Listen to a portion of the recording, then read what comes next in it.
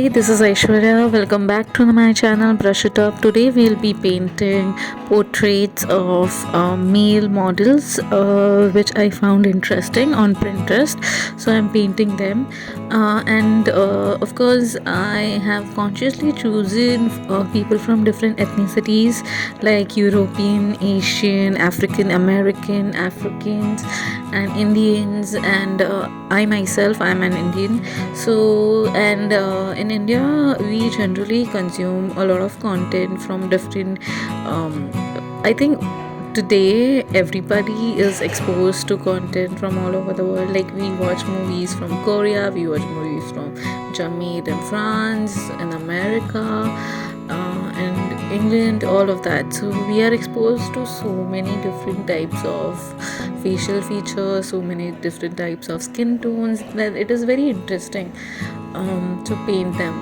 So understand them. So I think for if you really want to understand, for example, an architecture, if you really want to understand how beautiful a scenery is when you travel, I think taking your time and trying to draw that or trying to paint that. Please excuse me, I have a bit rough throat that is going on, so please excuse. And yeah, so if you really want to understand and really want to study something, painting that thing is really, it brings you really close to doing that, because you take your time in observing that piece, you take your time in looking at it, and trying to recreate it on your paper. So it really makes you, try to understand the perspective from which you are looking at that thing.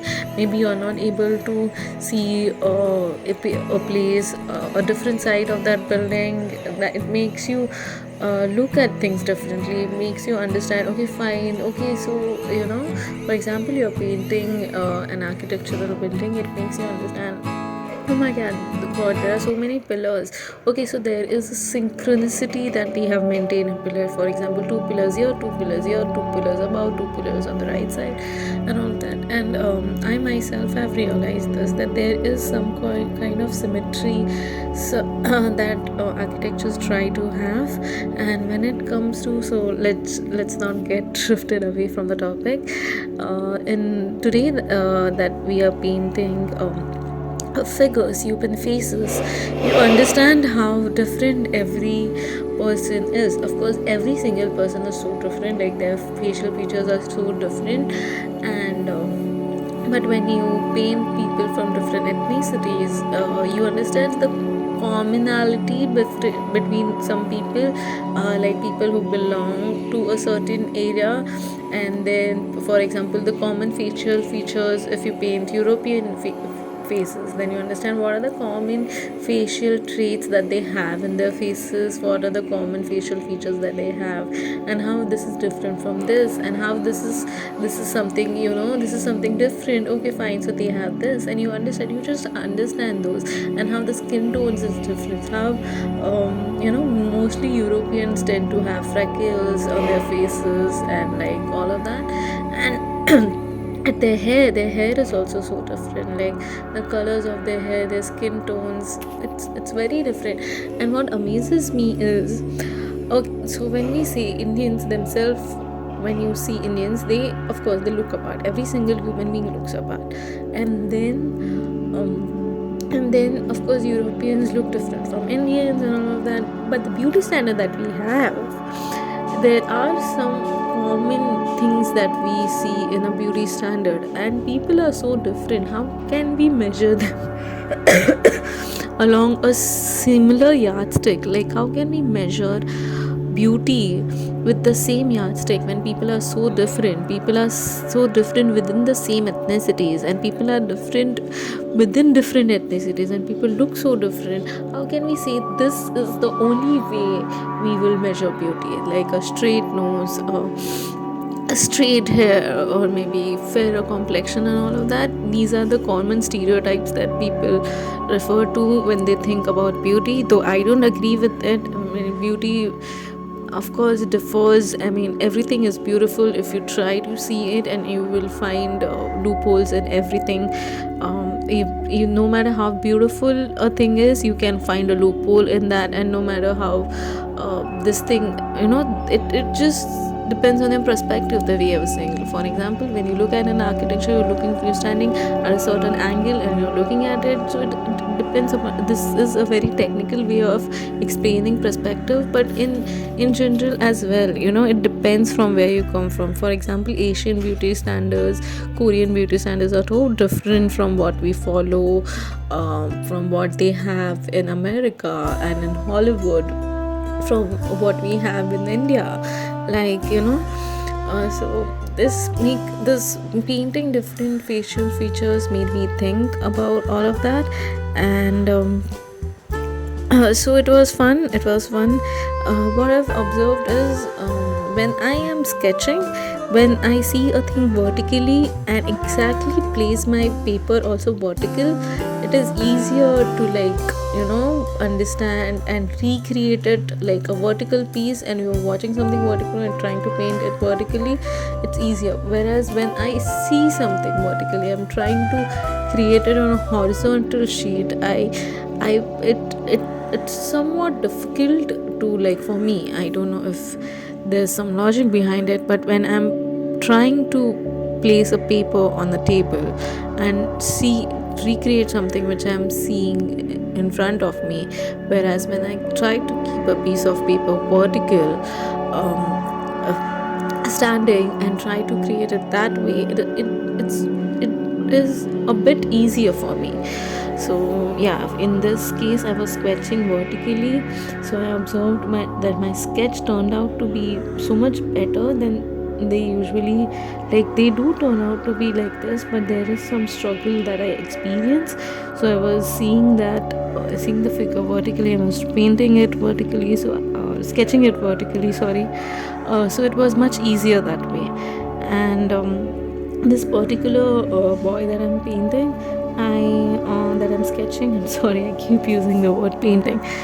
This particular guy that I'm painting, this actually I struggled a lot while this thing, his aspects, his nose, and I then went on and selected a different photo, I think. But I really liked his facial features, so, like, I want to study his facial features and recreate it. So I initially selected a different photo, and then I came on to this.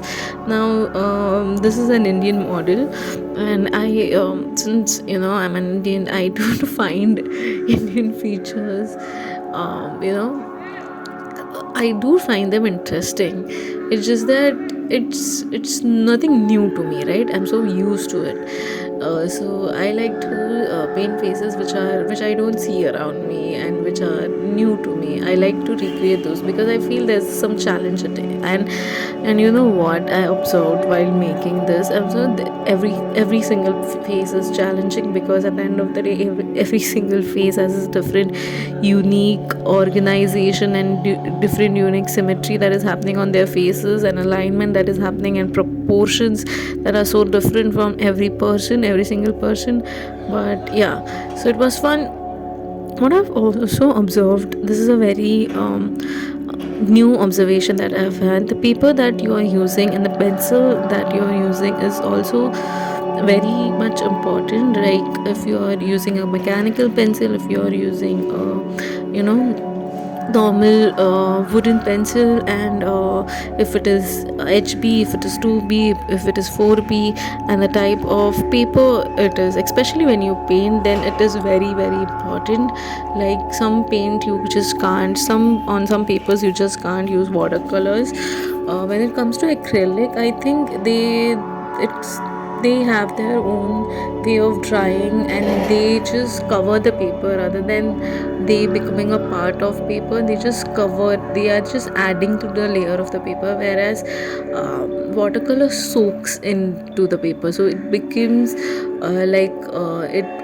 a part of the texture of the paper.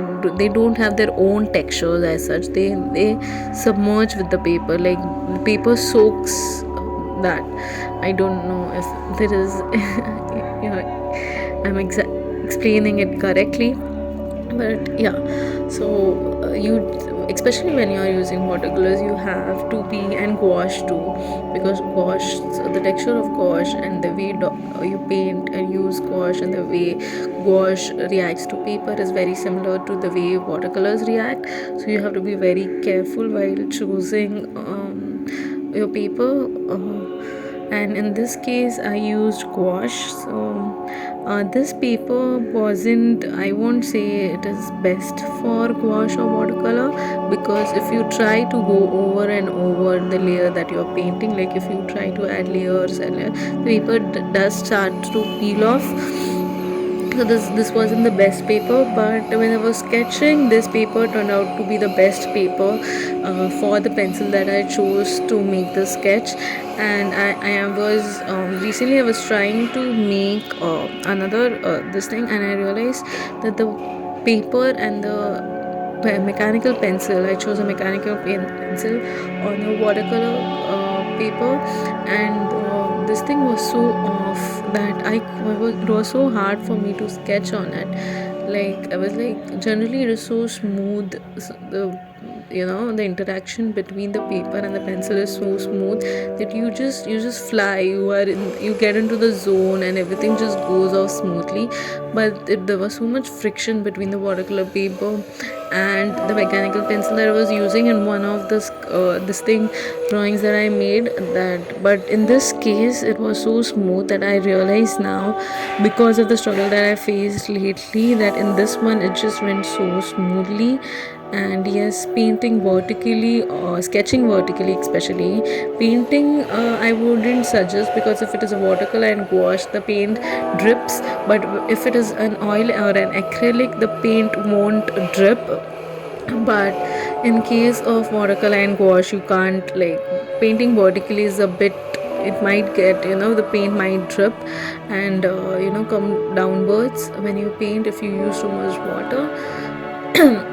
And there are areas where you just want that transparent effect, and you tend to use more water sometimes. Like I tend to use more water sometimes, so it is not ideal for me to paint this vertically, though I sketch this out vertically. But I would say painting and sketching both, doing them vertically just removes one strand of difficulty in replicating what you're trying to recreate on the paper. So yeah, but I really like using gouache, because when I use watercolors I don't get that very highly pigmented effect sometimes. Though if I directly go with the watercolor this thing, I might get it. But I really like gouache, because there is some kind of what do you call, when you use acrylic, there is this shiny finish that they give, and these give a very matte finish. So I liked it. It was a bit different, and it gave off a very chalky finish, and I liked it because I was so used to of having that glossy. And then because when I use acrylic, I also give varnish coat to it, because it becomes very glossy. But this had a very chalky this thing, so you could feel that paint, and it was a bit different, which I enjoyed.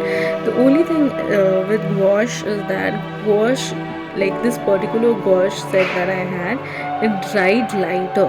So when I used a dark this thing, and I was like, okay fine, this is dark enough, I don't want to go darker, it would end up drying a little bit lighter. And I was like, no, I want a bit more.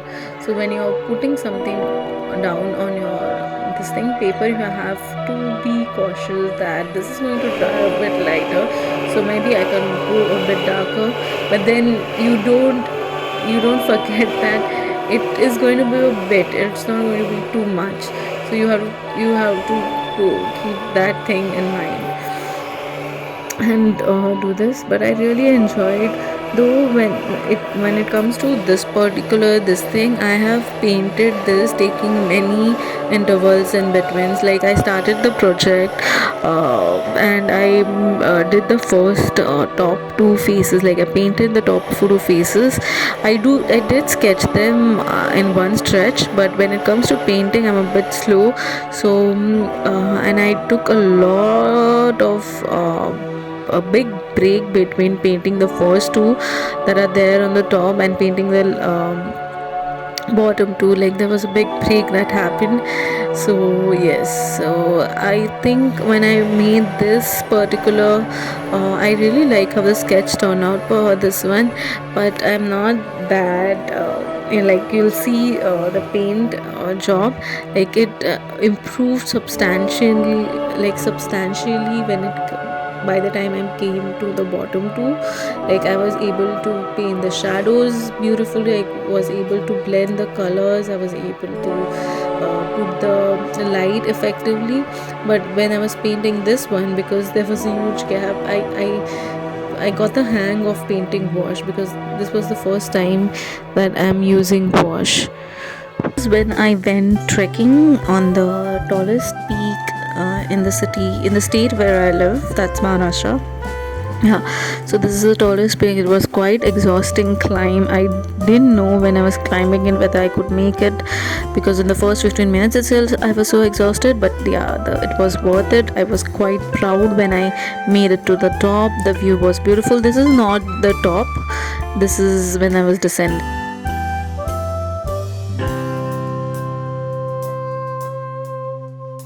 And these are the cute penguins that I saw at the zoo, that I went sometime during that period, during that week or maybe a week prior to that.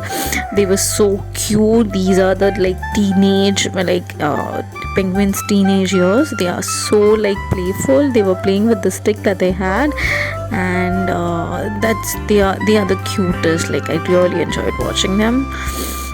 Like they were the highlight of my trip to the zoo. So yeah, and yes, so then with the light and the shadow work that I did in the first one, I'm not quite happy with that. But I and the one that I'm painting right now, in that one as well, the shadow and the light wasn't exactly, like it didn't turn out exactly the way I wanted it. But it was better than first one, so so I was happy with that. And my my skill with gouache did improve as I went. Like there was a slight improvement in the second one and the first one, and there was a slight improvement because there was a drastic interval that happened between the first two and this one. Yes, in this one there is a much bigger difference with my skill with gouache. Yeah, so yeah, I was able to use gouache paint quite effectively in this one. And in the last one I was quite happy because the light that I have painted, like the light that is falling on this guy's face that I've painted, I am quite satisfied with how it turned out. And also the jacket, like the texture that the cloth I painted his hoodie jacket, I don't know what you call it, quite successfully. I was happy with it. So all in all, though I struggled while sketching out this boy, as I mentioned earlier, I did enjoy painting him. I liked how the last result turned out. And yeah, this was my first time painting with wash and recording it. I don't know why I do this to myself, that I take fresh supplies and start recording. I should at least do some test runs before. But no, I like to challenge myself, like to put myself out there. So yeah, so I'm happy that though it was the first time doing wash, like the first two guys that I've made with was very first time using wash paints, and between them and the last two there was an interval that happened, so I painted quite some paintings. I did some paintings with gouache, so I got a hang of how to use gouache and how to paint with them. So yeah, so there's a significant improvement that you can see between the first two and the last two. So yeah, this is the finished painting. I did use some this color pencils to highlight some areas. That's it. This is a combination of color pencils and gouache. These are the only two mediums that I've used here. Maybe I used a black pen, like a black ballpoint pen in some areas. Yeah, that's about it. Nothing more than that. Yeah, black ballpoint pen, pencils to highlight some areas, and gouache. That's it. And now comes up, yeah, the removing of the sticky tape. It's the most satisfying thing. Like, it really makes you realize that, oh my god, I have finally done this project, and I kept this on this board for quite some time. So I was like, okay, fine, now even I'm free to use this board if I want to for some other purpose. So yeah, it was fun, and this is quite satisfying to watch as well. I hope I hope you liked watching my painting process. This I cut it short than the previous one because I thought you won't really want to see every single nitty-gritty that I'm doing. So yeah, this was quick and short, and I hope to see you in the next video, and I hope you enjoyed this video. See you in the next one. Please like, share and subscribe if you like my video. Bye.